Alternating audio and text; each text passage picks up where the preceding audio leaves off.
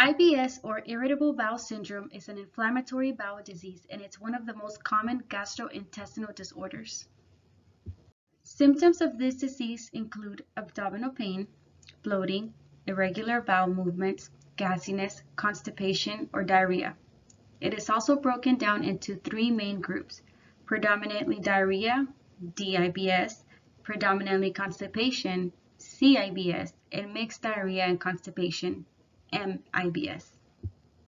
IBS is treated differently based on each patient's symptoms, but has been linked to a microbiome dysbiosis. There is benefits to dietary changes such as high fiber diets, low FODMAPs, which is low fermentable oligosaccharides, disaccharides, monosaccharides, and polyols. These diets have helped with symptoms but do not provide a cure for it. Another diet recommended involves intake of probiotics but have yet to provide consistent evidence that suggests help. Lifestyle changes, including reducing stress and regular exercising, have been mentioned to aid symptoms of IBS.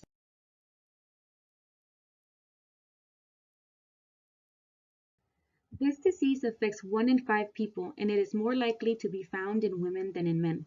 Patients are between the ages of 20 to 50 when they report symptoms. The pathogenesis of IBS has yet to be understood. Things like infections of the GI tract, antibiotics, stress triggering food, endogenous hormones can negatively impact the gut microbiome and is linked to dysfunctional GI symptoms. There is no cure for IBS yet, but there are over-the-counter laxatives and antidiarrheal gas medicine to help soothe symptoms. The human microbiota is a community of different microorganisms that live in our gut and benefits the host when it is in healthy conditions. When there is an imbalance or dysbiosis, it can negatively affect the host. Every person's gut bacterial population is different and unique to their own. There are thousands of bacterial species in our gut. The populations in our gut is complex to say the least, but here are some that are relevant to IBS. Bacteroides spp, Bifidobacteria bifidum, and Lactobacillus plantarum. Another one that's worth mentioning is F. prausnitzii. A dysbiosis of bacteria have been found to create symptoms that correlate with IBS. These are a few proposed pathogenic mechanisms aside from the ones that we already mentioned: visceral hypersensitivity, abnormal motor function, low-grade mucosal inflammation, food intolerance, altered GI microbiota, psychosocial, and genetic factors. A small study was done to test probiotic and dietary changes in IBS patients. This consisted of a total of 52 patients over 12 weeks. 19 DIBS and 16 CIBS patients were treated with probiotic and the remainder with the placebo.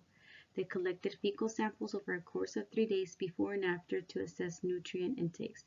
The first fecal sample was their baseline, the second after 8 weeks of taking the probiotic Lactobacillus plantarum 299V, the last continuing with the 2-week washout period. Results showed that probiotics did not show a big change in IBS symptoms, but the nutrient intake proved to have an impact on the composition of GI microbiota. There is hope that one day harmful microbial composition can be manipulated or healed to a healthy composition by a new astounding study. There is no causation for IBS, only correlation to our gut microbiome and other things. That is a big reason why there still needs to be a lot of more research on IBS, and researchers should continue to strive for better treatment and possibly a cure to improve struggling IBS patients' lives.